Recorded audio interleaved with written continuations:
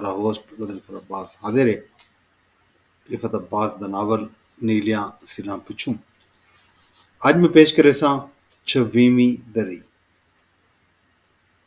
Session court ਤੋਂ petition ਖਾਰਿਜ ਥੀਵਣ ਦੇ ਚੌਥੇ ਪੰਜਵੇਂ ॾींहुं ਉਹ ਦੀਗਰ ਵੇਲੇ ਮੁਲਤਾਨ ਦੇ ਪੁਰਾਣੇ ਕਿਲੇ ਤੇ ਦਮਦਮੇ ਦੀ ਪੌੜੀਆਂ ਨਾਲ ਵਿਛਲ ਇੱਕ ਸੀਮੈਂਟ ਦੇ ਬੈਂਚ ਉੱਤੇ ਵੰਝ ਬੈਠਾ, ਜਿਹਦੇ ਸਾਹਮਣੇ ਇੱਕ ਤਹਿਖਾਨੇ ਵਿੱਚ ਨਿਗਾਰਖਾਨਾ ਹੈ, ਜਿੱਥਾ ਕਦੀਮ ਮੁਲਤਾਨ ਦਿਆਂ ਚਿੱਤਰਾਂ ਦੇ ਨਾਲ ਨਾਲ ਉੱਠਦੀ ਖਲ ਦੇ ਲੈਂਪ, ਕਾਸ਼ੀ ਦੇ ਗੁਲਦਾਨ, ਮੀਨਾਕਾਰੀ ਵਿੱਚੋਂ ਤ੍ਰੇਮਤੀ ਦੇ ਗਾਹਣੇ, ਕੜਾਹੀ ਦੇ ਗੱਲੇ, ਚੁੰਨਿਆਂ, ਲਾਖ ਦੇ ਕੜੇ, ਕੰਗਣ, ਵੰਗਾਂ, ਮੁੰਦਰੀਆਂ, ਚੌਕੋਰ ਤੇ ਗੋਲ ਸ਼ੀਸ਼ੇ, ਲੱਕੜ ਦੀਆਂ ਕੰਘੀਆਂ, ਚੰਦਨ ਦੇ ਕਾਂਟੇ, ਸੁਰਮੇਦਾਨੀਆਂ ਤੇ ਖੁੱਸੇ ਮੁਲਤਾਨ ਦੀ ਘੜਤਕਾਰੀ ਵਿੱਚੋਂ ਵਿਕਾਂਦੜ ਹਨ।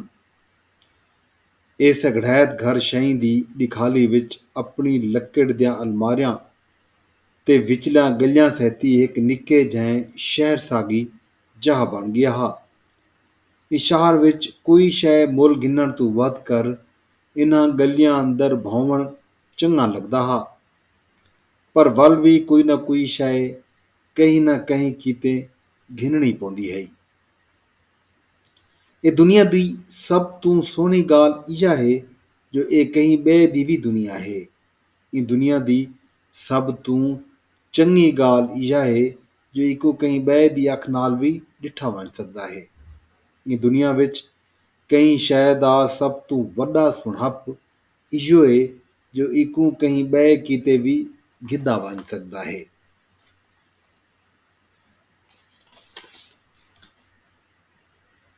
ਉਹਦੇ ਬੈਂਚ ਪਿੱਛੋਂ ਇੱਕ ਵੱਡੇ ਪਿੱਪਲ ਦੇ ਲੁੱਡਣ ਦਾ ਅਲਾਪ ਆਉਂਦਾ ਹਾ। ਲੋਕ ਦਮਦਮੇ ਦੀਆਂ ਪੌੜੀਆਂ ਚੜ੍ਹਦੇ ਤੇ ਲਾਹੁੰਦੇ ਪਏ ਹਨ। ਇਹ ਦਮਦਮੇ ਦੀ ਛੱਤ ਮੁਲਤਾਨ ਦੀ ਸਭ ਤੋਂ ਉਚੇਰੀ ਜਾ ਹੈ, ਜਿੱਥੋਂ ਅੰਦਰੂਨ ਸ਼ਹਿਰ ਦਾ ਸੁਣਪ ਕਈ ਹਾਕਿਮ ਜਾਂ ਸੂਫੀ ਦੀ ਦੀਦ ਵਿੱਚੋਂ ਫਾਨੀ ਨਿਦਰਦਾ ਹਾ ਤੇ ਅੱਖ ਕਈ ਭੁਲੇਖੇ ਵਿੱਚੋਂ ਦੇਖਣ ਦੀ ਹਿਲਕ ਥੀ ਗਈ ਹੈ। ਇਹ ਸ਼ਹਿਰ ਦਾ ਹਾਕਿਮ ਹੋਵੇ ਜਾਂ ਸੂਫੀ, ਸ਼ਹੀਂ ਦੇ ਫਾਨੀ ਹੋਵਣ ਦੀ ਚਸ ਚਹਿੰਦਾ ਹਾ, ਜਦਾ ਜੋ ਆਮ ਜਣਾ ਇਹੋ ਆਖ ਸਕਦਾ ਹਾ, ਅਸਾਂ ਫਨਾਲ ਨਾਲ ਦੇਰ ਤਾਣੀ ਲੜੇ ਹਾਂ।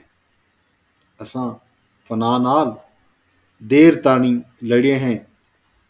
ਇਹ ਕਿਲਾ ਪਰਤ ਪਿੜ ਪਰਤ ਇੱਕ ਫੌਜੀ ਛਾਉਣੀ ਹਾ, ਪਰ ਅੱਜ ਕਹੀਂ ਮੋਹ ਜਾਂ ਅਮੋਹ ਵਿੱਚੋਂ ਇੱਕ ਧਿਆਨ ਜਾਂ ਬੇਧਿਆਨੀ ਦੀ ਜਾ ਹੈ।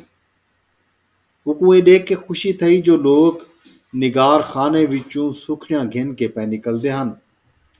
ਉਹ ਸੋਚਾ, ਇਹ ਸੁੱਖੜੀਆਂ ਇਹ ਦੁਨੀਆ ਵਿੱਚ ॿिए ਦੀ ਹੋਂਦ ਤੇ ਪ੍ਰੀਤ ਨੂੰ ਮੰਨਣ ਦੀ ਸ਼ਾਨ ਹਨ। ਉਹ ਦਮਦਮੇ ਦੀ ਆਰਟ ਗੈਲਰੀ ਵਿੱਚ ਵੀ ਨਾ ਗਿਆ। ਉਹ ਪਤਾ ਹਾ ਜੋ ਨਵੇਂ ਸਿੱਤਰ ਵਿੱਚੋਂ ਉੱਥਾਂ ਓਪਰਿਆਂ ਚਿੱਤਰਾਂ ਲੱਗੇ ਹਨ। ਇਹ ਚਿੱਤਰਾਂ ਧਾੜੇਲਿਆਂ ਤੋਂ ਉਹਨਾਂ ਦੇ ਕੀਤੇ ਹੋਏ ਕਤਲਾਮੇ ਨੂੰ ਸ਼ਹਿਰ ਦੀ ਸਹਿਤ ਬਣਾ ਕੇ ਪੇਸ਼ ਕਰਦਿਆਂ ਹਨ। ਉਹ ਆਪਣੇ ਬੈਂਚ ਉੱਤੇ ਬੈਠਾ ਡਿੱਠਿਆਂ ਅਣਡਿੱਠਿਆਂ ਸ਼ਈ ਨੂੰ ਗੜ੍ਹੇਂਦਾ ਰਹਿ ਗਿਆ। ਇਹ ਵੇਲੇ ਵਿੱਚੋਂ ਉਹਦੇ ਸਾਹਮਣੇ ਇੱਕ ਮੰਝੋ ਨੰਗਾ ਜਣਾਨ ਖੜਾ ਥਿਆ। ਉਹ ਭਾਵੇਂ ਉਹਦੇ ਪਿੰਡੇ ਤੇ ਕੱਪੜੇ ਹੋਵਣ ਜਾਂ ਨਾ ਹੋਵਣ ਦੀ ਅਸਲੋਂ ਚਿੰਤਾ ਨਾ ਕਰੇ ਹਾ, ਪਰ ਉਹ ਜਣਾ ਬੋਲ ਪਿਆ, ਤੁਸਾਂ ਮੇਰੇ ਕੋ ਸੁਝਾਤੇ, ਮੈਂ ਅਮੀਰ ਭੰਵਰ ਹਾਂ। ਉਹ ਇਹ ਨੰਗੇ ਜਣੇ ਕੁੱਡੇ ਰਹਿ ਗਿਆ। ਅਮੀਰ ਭੰਵਰ ਆਪਣਾ ਨਾਂ ਨਾ ਦਸਾਵੇ ਹਾ ਤਾਂ ਉਹ ਕਦੇ ਵੀ ਨਾ ਸੁਝਾਣ ਸਕੇ ਹਾ। ਇਹ ਵੇਲੇ ਉਹਦੇ ਤਨ ਤੇ ਇੱਕ ਲੀਰ ਵੀ ਕਹਿਣਾ ਹੈ ਤੇ ਵਾਲੇ ਦੀਆਂ ਲੱਟਾਂ ਮੈਲੀਆਂ ਚਿਕਟ ਥੀ ਕੇ ਜੰਮ ਗਿਆ ਹਨ। ਉਹ ਕੁਝ ਮਹੀਨੇ ਪਹਿਲੇ ਕਿਣਮਿਣ ਦਾ ਉਹ ॾींहुं ਯਾਦ ਆ ਗਿਆ ਜਦੋਂ ਉਹ ਸ਼ਾਹ ਰੁਕਨੇ ਆਲਮ ਦੇ ਮਜ਼ਾਰ ਸਾਹਮਣੇ ਸਾਵੇ ਤਲੇ ਉੱਤੇ ਲੱਕੜ ਦੇ ਇੱਕ ਬੈਂਚ ਤੇ ਨਾਰੰਗੀ ਇਕੱਠੇ ਬੈਠਾ ਹਾ ਤੇ ਅਮੀਰ ਭੰਵਰ ਉਹਨੇ ਕਿਤੇ ਚਾਹ ਬਣਵਾ ਕੇ ਗਿਣ ਆਇਆ ਹਾ। ਉਹਦੇ ਚੇਤੇ ਵਿੱਚ ਹਾ ਜੋ ਅਮੀਰ ਭੰਵਰ ਚਾਹ ਪੀਂਦਿਆਂ ਨਾਰੰਗੀ ਕੁੱਡੇਦਾ ਰਹਿ ਗਿਆ ਤੇ ਵਕਤ ਅਚਣ ਚੇਤ ਧਾਣੀ ਮਰੇਂਦਾ ਹੋਇਆ ਭੱਜ ਗਿਆ ਹਾ। ਊਂ ਦੀ ਵਾਰ अमीर भंवर सावे बानियां विच हा ते पेरें रबड़ी चप्पल हई।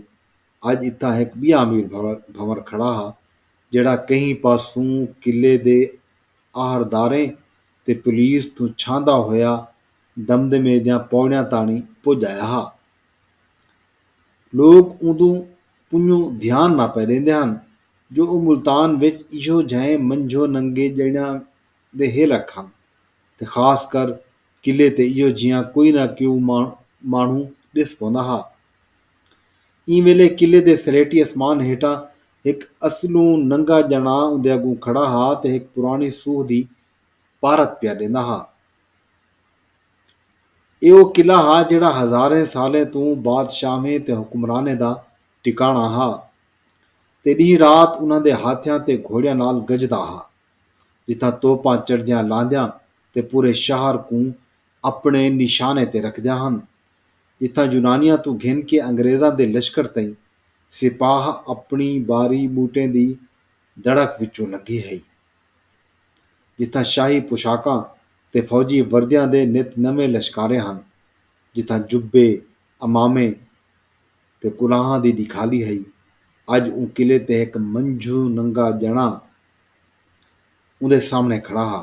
ਉਹਦਾ ਨਾਂ ਅਮੀਰ ਭੰਵਰ हा ਜਿਹੜਾ ਇੱਕ ਨੀ ਉਹਦੀ ਦੋਸਤ ਰਹਿਮਤ को ਦੇਖਦੇ ਦੇਖਦੇ ਕहीं ਘਬਰਾਹਟ ਵਿੱਚ ਧਾਣਾ ਮਰੇਂਦਾ ਹੋਇਆ ਭੱਜ ਗਿਆ हा।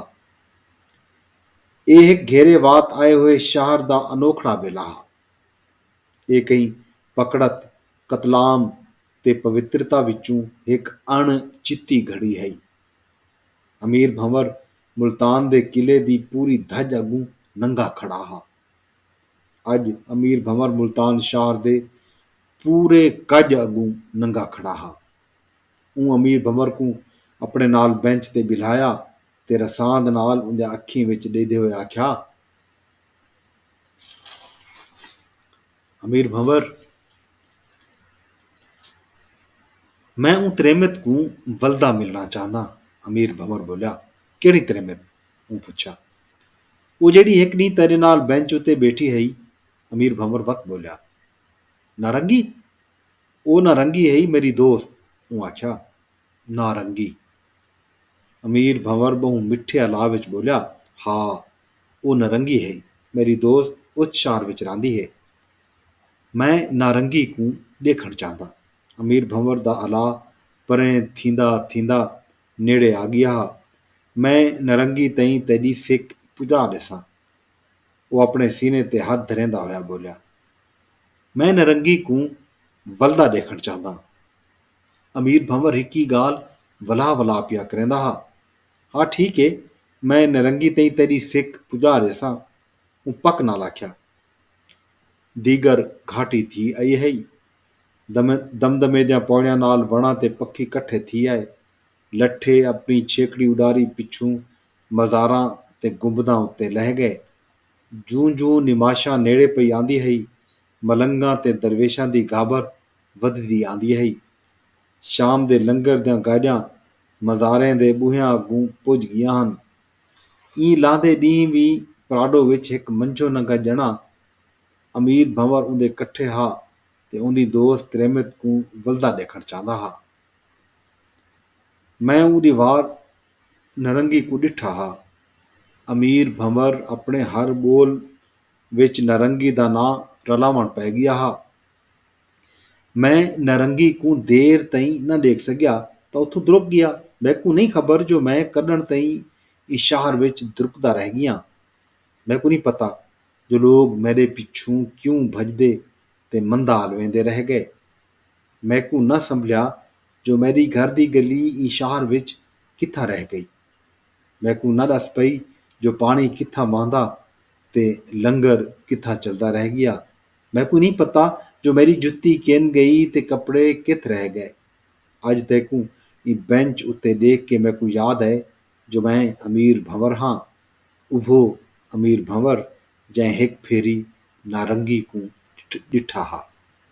वो अपने नंगे गोॾियां उत्ते हथ रख ते बुलेंदा रह गया, मैं नारंगी को वलदा देखण चाहता। अमीर भंवर बहु हौले हौले हलवाया पर उंदी गाल समझ पई आंदी है। ਉਹ ਨਰੰਗੀ ਕੋ ਰਾਤੀ ਫੋਨ ਕੀਤਾ ਤੇ ਅਮੀਰ ਭੰਵਰ ਦੀ ਗਾਬਰ ਤੇ ਉਦਰੇਵੇਂ ਬਾਰੇ ਦੱਸਿਆ। ਨਰੰਗੀ ਬਹੁ ਧੀਰਜ ਤੇ ਤਰਸੱਲਾ ਨਾਲ ਸਾਰੀ ਗੱਲ ਸੁਣਦੀ ਰਹਿ ਗਈ ਤੇ ਬੋਲੀ, ਮੈਂ ਅਮੀਰ ਭੰਵਰ ਕੋ ਮਿਲਣ ਕੀਤੇ ਮੁਲਤਾਨ ਆਂਦੀ ਪਈ ਹਾਂ।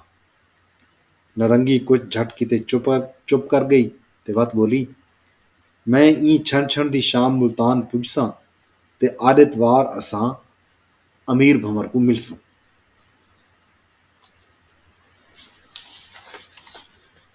ਜੀ ਦੋਸਤੋ, ਇਹ ਹੈ ਨੀਲੀਆਂ ਸਿੱਲਾਂ ਪਿੱਛੋਂ ਦੀ ਛਮੀਵੀਂ ਦਰੀ। बाकी दरिया भी घिन के हाजिर थी सूं। आज अपने दोस्त अपने होस्ट बदर बास को इजाजत दो, रब सोने दे हवाले।